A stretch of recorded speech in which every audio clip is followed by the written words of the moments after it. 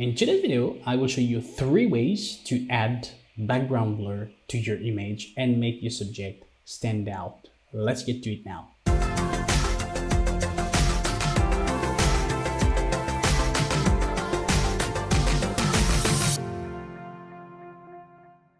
Hi and welcome. This is Rick from GFix Creating, helping you create better designs and better images. Well, I know some of you are saying that makes a long time since we've not been hearing from him. In fact, there are a few reasons, and one of them is that COVID-19 epidemic reached our region, and it was really hard for me to get here to post some videos. And the second one, which is the best part here, is that I was really busy working on a few publications, on a few books, which you will have the chance to see and have access to. The first one, I'm starting this video with a free gift for you. I have a new book, and this new book is about the color theory, and it's about helping you how to choose perfect colors for your creative projects. And I am giving this book to you because you have decided to watch this video. I'm giving this to you free.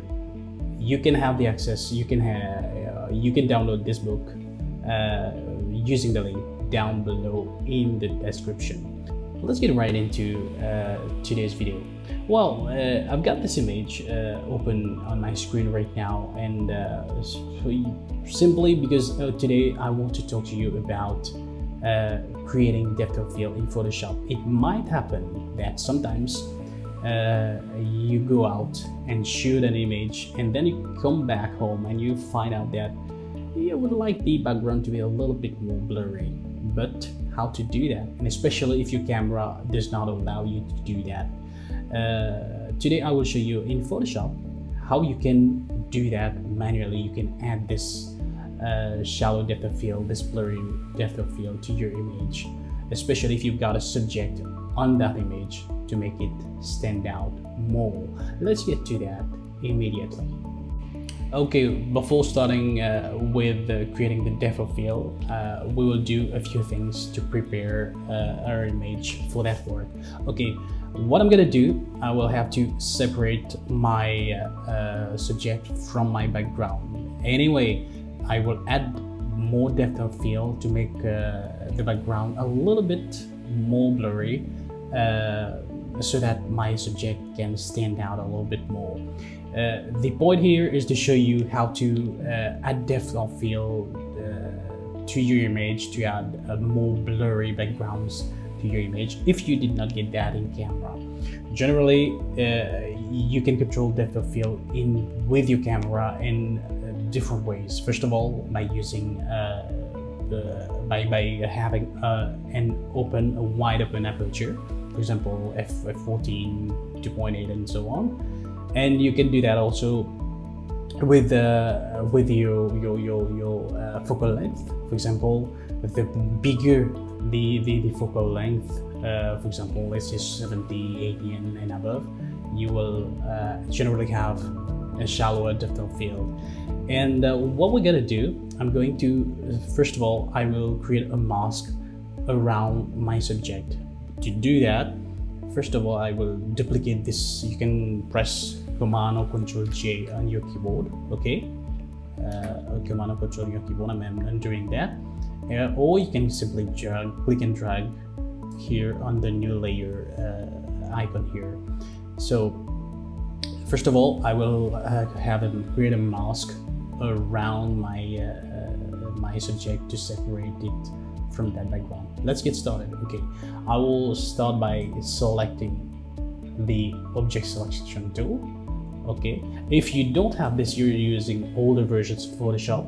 I'm using version 2022. You could do a quick selection, or simply you could use the pen tool to make a selection around your subject. Okay, let's click object selection tool and let's click and drag here. Okay, we'll have my selection, and then I will make sure that the selection is kind of, Anyway, the goal of this tutorial is not to show you how to make good selections, no, but to talk about creating shallower depth of field, blurrier depth of field to make your subject stand out. Okay, now that this is okay, I can simply come here down to the mask icon, click this to create a mask around my subject.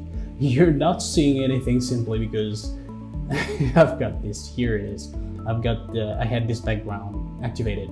So now I've got a copy of my subject separated from the background. What I'm gonna do now, the second thing will be to have a copy, create a new copy of this. It's a good idea to always keep your original image copy so that you can come back to it, and if you mess up with the other copies, you can always come back. Okay, I will just put this off, and then what I'm gonna do, I will now put this off. I will now eliminate my subject from my background. I know it's a little bit of work, but you will see the result in a few minutes. Okay, what I'm gonna do, I will again come here to the object selection tool. Okay, I will select my subject again. Remember, I'm not separating I'm not separating the subject, but right now I'm trying to eliminate my subject from this background so that I can have a clean background. Okay, I've done my selection. What I will do, I will go to again, I will go to edit, I'll go to select, modify, and go to expand, and I will I will expand it by around 20. That will depend on your image, the size of your image, etc. Okay, and click OK. Okay, now what I'm gonna do, I'll go to edit, fill, and select content. Make sure I select content aware from here and leave everything the way they are right now. Opacity, of course, 100%, and I will click OK. You wait a few seconds. Okay, and as you can see, I've eliminated the background, the subject, sorry, from the background. You can then go along and refine this. Command D to deselect the selection, to deselect. You could go along and select the clone stamp tool, for example, and then just do a few refinement from here. Click here and do this. It's not that important, but if you wish, you could do it. Okay, and I could come here, for example, here. Okay, I'm not doing it here because if you remember, let me do this. If I modify this, this will modify the space just between his legs here, so I don't touch this spot here. Okay, now I've got my background, and now we could start working on the different techniques to add a little bit shallower depth of field to our image. Okay, let's get to that immediately. Okay, the first technique I'm gonna show you is I will show you the easiest ones first.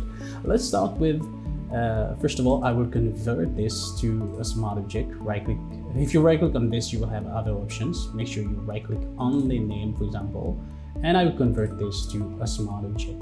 We will add a filter, a blur filter, to that image to make sure that we get this blur. But first of all, I will activate the visibility of my subject. Okay, remember my subject is separated from the background now, and what I'm gonna do, I'm gonna work on my background. Let's get started. Okay, I will make sure this one is selected.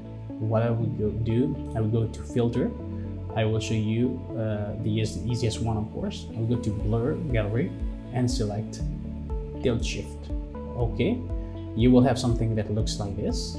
Okay, you have different options here where you can now, with new versions of Photoshop, you can merge, you can mix different blur effects, but I'm not gonna get into that for this video. Okay, let's concentrate on what we're doing, that is tilt shift option. Okay, let's talk a little bit quickly about everything here.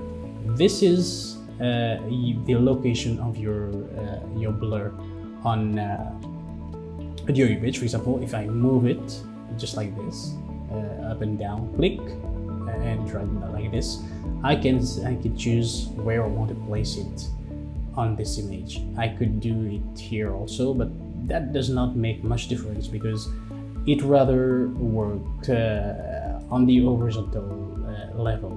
Okay, this here, this slider here controls the amount of blur you add to your image. If I do this just like this, something around here, you will see I am increasing the amount of blur to 499. If I move it like this, and move it like this, and move it like this, I will decrease the amount of blur. Okay, let me just increase that to show you something. Those two dotted lines here, this one and this one, control the transition between the sharpest part of your image and the blur part. For example, if I move this here, you will see it controls the transition. If I move it just closer to this line here, you will see the transition will be a little bit more abrupt, a little bit more sharper. So it's a good idea to move it to around here so that the blur is a little bit more realistic.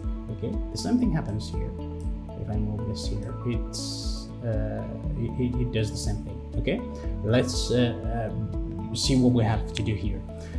What I want to do two things. I want to blur this part a little bit that is just underneath the feet of our subject and the background here also. To do that, I will just decrease the amount of blur. Remember, this slider controls both the bottom and the top blur. I will move it just a little about here, and this line you can move it also. I will move this line to about here so that I gotta make sure that this here, that the blur here, this here stays sharp. And to do that, I can also move this line a little bit. Yes, you can do that by moving it outside. Okay, here, because this part here is closer to the camera, so it's kind of logical that it's blurred. And then what I'm gonna do is I will just move this a little bit here to make sure that this blur, let me increase that a little bit more to around here, and I will have my image, and I can simply click here and wait for a second. And as you can see, look at this. Let me show you before, after. This was the tilt shift technique. I will show you a second one now. I will delete this from my image. Okay, then I will show you a second one, but this one gives you a little bit more control on your blur. Let's see how we do that. I will go back to filter, blur gallery, but this time I will choose field blur. Field blur, you will have, I know this is exactly the same slider that you had with tilt shift. If you move it this way, it does exactly the same thing.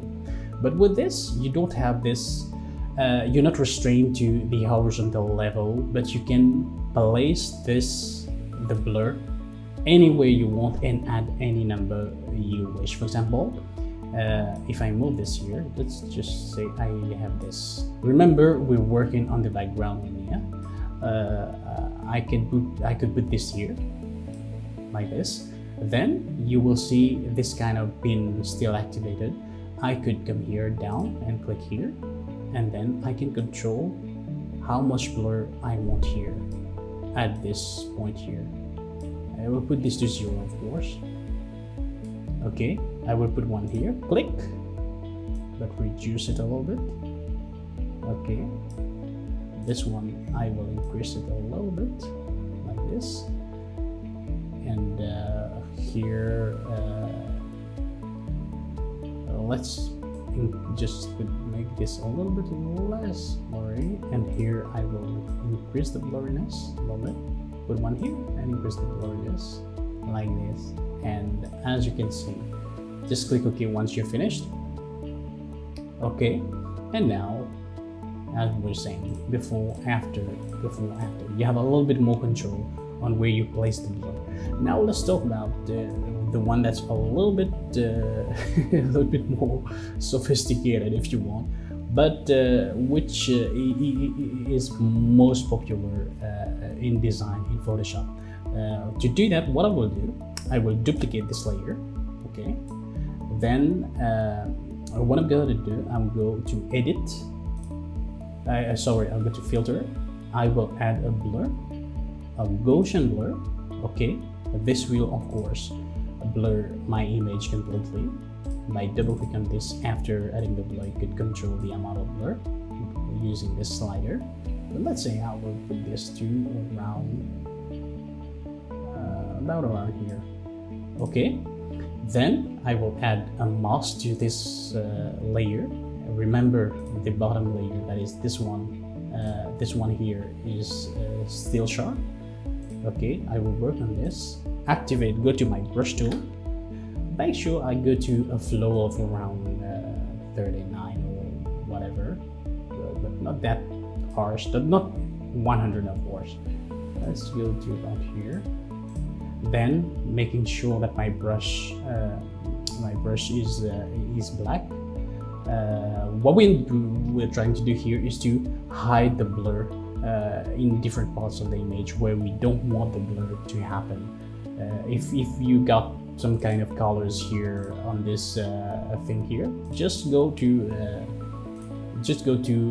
press D on your keyboard to reset this. Okay, remember when we talk about masks, white will reveal and black will conceal, and right now if we paint, it's on white here, if I paint on this, nothing will happen because it's already 100% visible.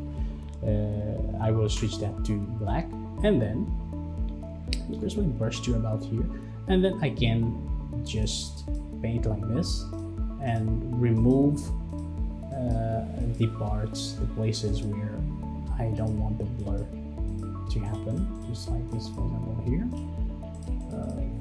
here, and about here. I think here it's okay.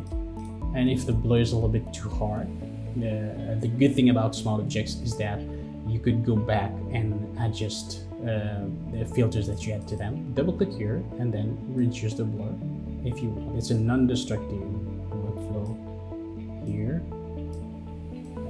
Do that a little bit around here, and then press OK.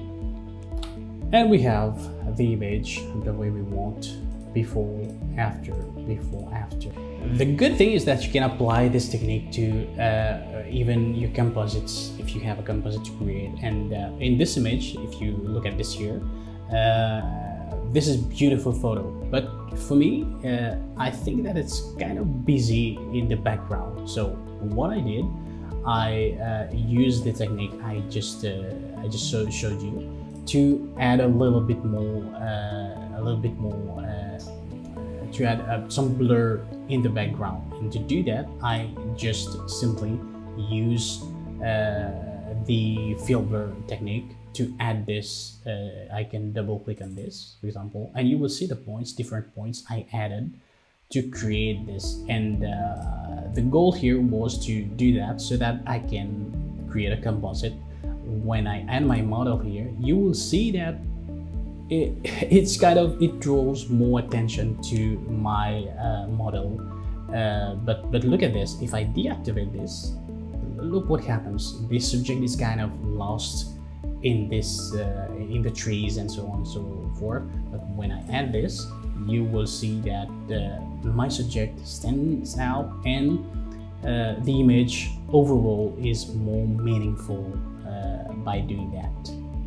And that was it for this tutorial. And if you like this video, don't forget to hit the like button, share the video, and most important, don't forget to subscribe to this channel if you have not done so, and leave a comment down below to tell me whether that helped, whether you liked it, or whether you want to learn anything about blurs in Photoshop.